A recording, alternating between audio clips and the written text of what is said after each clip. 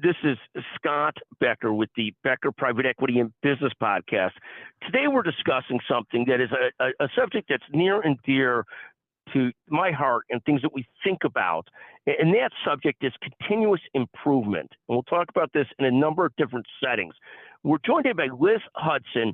Liz is herself a sort of iconoclast of continuous improvement. She's an engineer, turned consultant, turned product leader, and now runs a really successful consulting firm, consulting in the device world, the healthcare world, mostly to private equity sponsored companies and a host of others, but a brilliant, brilliant person. Liz, let me tee it up. Tell us a little bit how you think about continuous improvement and why it's so important. Yeah, so thanks, Scott. I appreciate the introduction. So yeah, continuous improvement, like you, is near and dear to my heart. I'm always thinking about ways that we can make ourselves better, that we can make our work settings better, product services better, all of these things, because the idea is if we just get complacent, we're never gonna go anywhere. So when I think about continuous improvement, I think about it in three buckets in particular. I'm sure there's many more, but one bucket is around products and services, right? What we do to deliver those kinds of things for our customers. How do we surprise and delight them, meeting and exceeding our customers' needs? And I think this is where great innovation is born, right? This is where we're looking for new concepts, better outcomes. It might be improved efficiencies, overall decrease in cost, whatever that might be. But that's one bucket of things. Another bucket to me is around your professional reinvention of yourself. For me, like you said, Scott, I started in engineering. I moved into marketing. I went on to create a consulting business, have been in it for 13 years. And now I'm working on reinventing myself again, thinking about the area of speaking and teaching. And I think about much the same for you, Scott, where you started in the space of legal, some finance and things. And now all these Becker's conferences, the podcast, people come to, what you've created for cutting edge healthcare, dental analysis, all of that is a continuous improvement, I think, of a professional setting. And then lastly, I think of really just personal, physical, mental continuous improvement, where we just keep working on ourselves. New ideas, unexplored areas, physical challenges, things like that. No, and we couldn't agree more. And we look at I've served on the boards and advisory boards of a couple software companies, and how critical it is, just as one example, that the development and improvement of software is never done. It's you get a product out, and then it's constant improvement.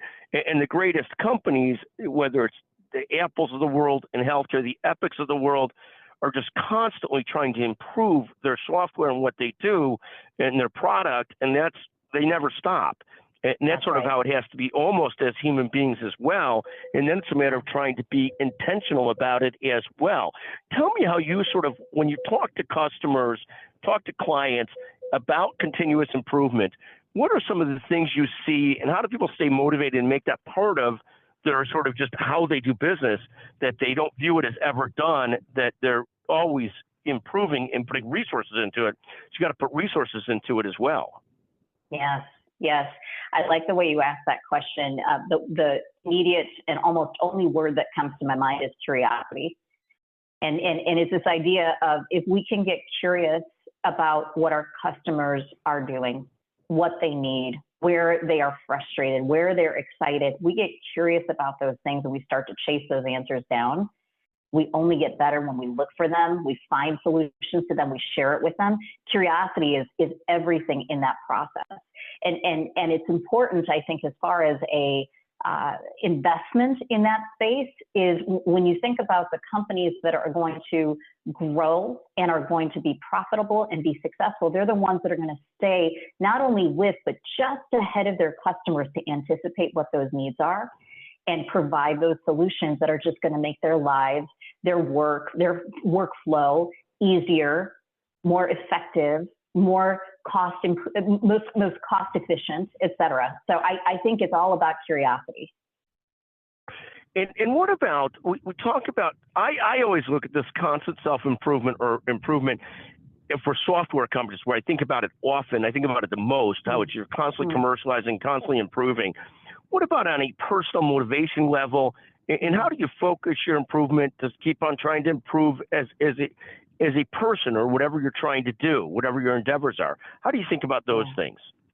Yes, I think that's just as important. I think, if not more so, I think when we focus on ourselves and continuous improvement, not comparison to other people, but comparison to who you were yesterday.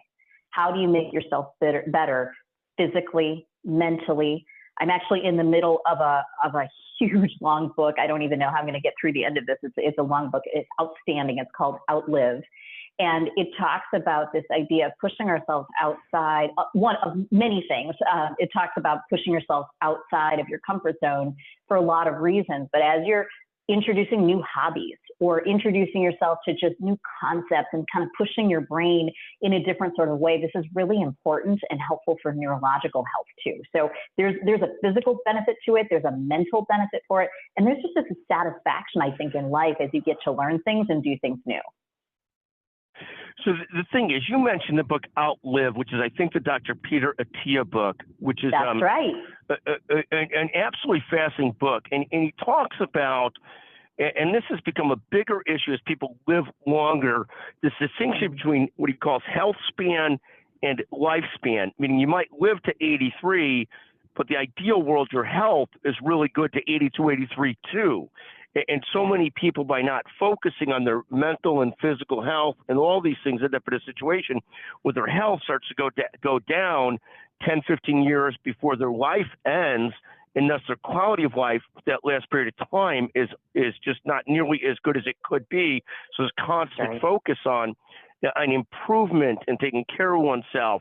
And they also talk about how many of these things, how many of the problems that people have built up over decades, and so it's the time to start on a lot of this stuff. It's earlier versus later too, which is daunting because so many of these things build up over a very long time, and we're not really aware of the constant micro changes that we're having, often negatively as we age. You're trying to slow that down and strengthen yourself so you don't. But part of it is this constant learning culture and constantly improving. I love that, and I loved reading his book. I listened to it on tape, which I will admit, and that's partly that I'm older than you are, so you end up listening to more of these things on tape than actually reading them, but it is what it is. But yeah, I'm doing the same thing as you are, Scott, going through it in an audio format. And normally the books that I would listen to are probably in the 6-hour range. This one's 17 hours. So I'm plugging away, but I'm loving every second of it. Yeah, it's actually really well done. It's so funny. We had a post the other day that self-improvement books or business improvement books, most of them could be 25 to 50% shorter, and it would be 25 to 50% better is my perspective. His book is actually very listenable all the way through, which I find unusual for that long a book. It's really something. In any event, we'll recommend that to people. We recommend you follow Liz Hutson, one of the best, and also listen to Peter Attia, Dr. Peter Attia, who's got brilliant thoughts on these issues. Liz, I want to thank you as always for joining us today on the Becker Private Equity Business Podcast. It's always great to visit with you. You're one of our most listened to guests. Thank you very much. Thank you so much, Scott. Great to talk with you.